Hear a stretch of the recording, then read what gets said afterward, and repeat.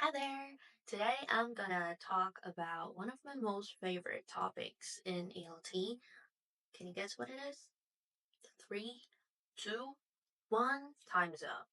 I'm kidding. Of course you can't. Um, actually, I really love talking about teaching and learning pronunciation because I feel like this is one of the most controversial topics in ELT. Please leave your comment if you agree or disagree with this. Uh, because, IPA or no IPA, having an identity or following the US or the UK accent. Um, yeah, things like that. We have so many arguments, we have so many fights. No, not actually fights, but we have different perspectives on how to teach pronunciation and how to learn pronunciation. Okay, let's get to it. But first, I need to wear my glasses so I can look smarter. Okay, there you go. Anyway, I'm gonna try my best to ditch the jargon today because the main objective of this video is just sharing my personal experience, not just in teaching pronunciation, but also in learning pronunciation. Talking about learning pronunciation, guys, I learned it by the most embarrassing way. I don't really want to talk about this, but it was during my TESOL, I think it was the first demo lesson. And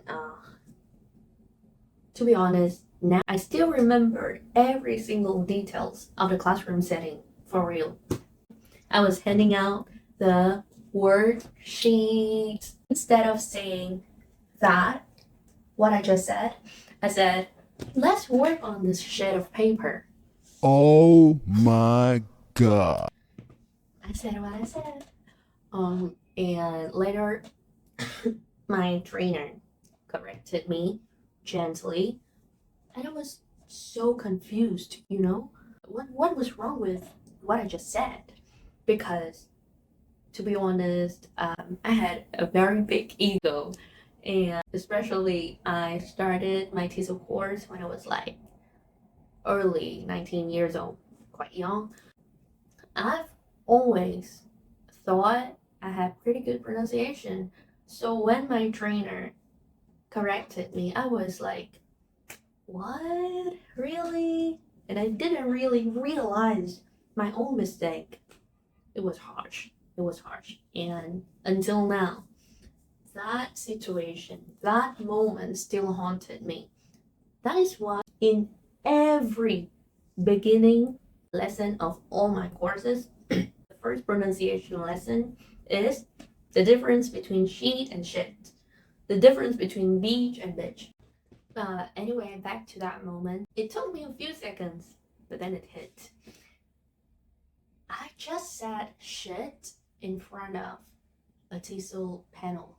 Seriously, yeah, I just did that. I did that.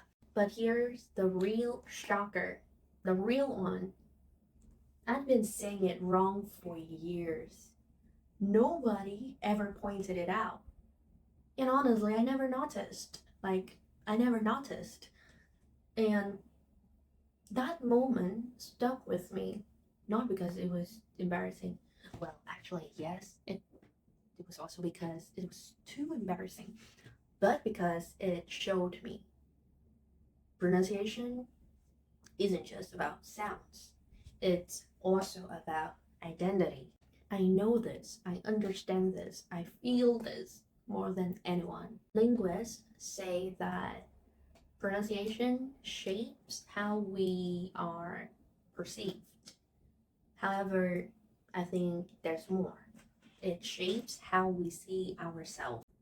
And that's one of the reasons why I stopped teaching pronunciation as just correct versus incorrect.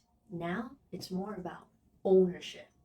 And here's how I've been helping my learners with their voice.